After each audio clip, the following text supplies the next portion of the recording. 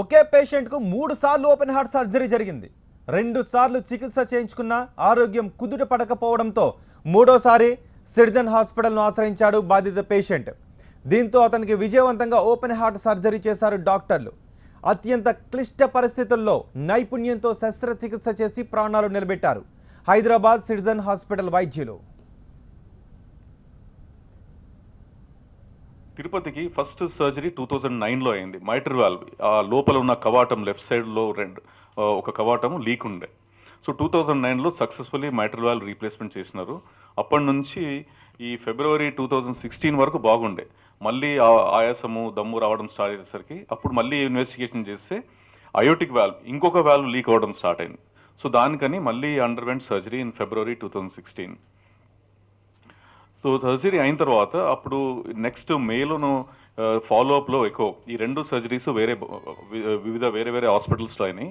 తర్వాత చూడడం regular follow up ఎక్కువలో చూస్తుంటే ఈ అయోటా అనేది స్వెల్లింగ్ రావడం జరిగింది. దాన్ని అట్లనే ఫాలోఅప్ చేసి డిసెంబర్ కల్లా ఈ అయోటా వాపు రావడమే కాకుండా చిట్లిపోవడం కూడా జరిగింది.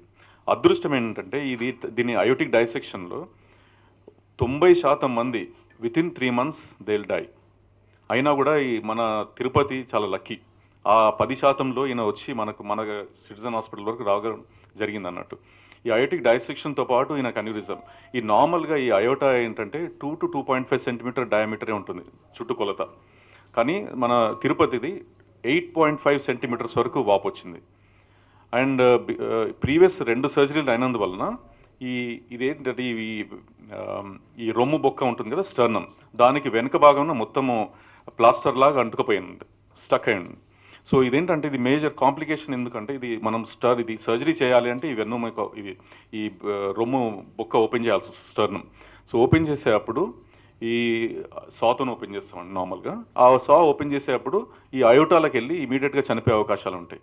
సో వీళ్ళని చాలా కాంప్లికేటెడ్ హై రిస్క్ సర్జరీ కాబట్టి ప్రాపర్గా ప్లాన్ చేస్తాం as a team. Doctor Muthuswamy, cardiologist, everyone we plan very well.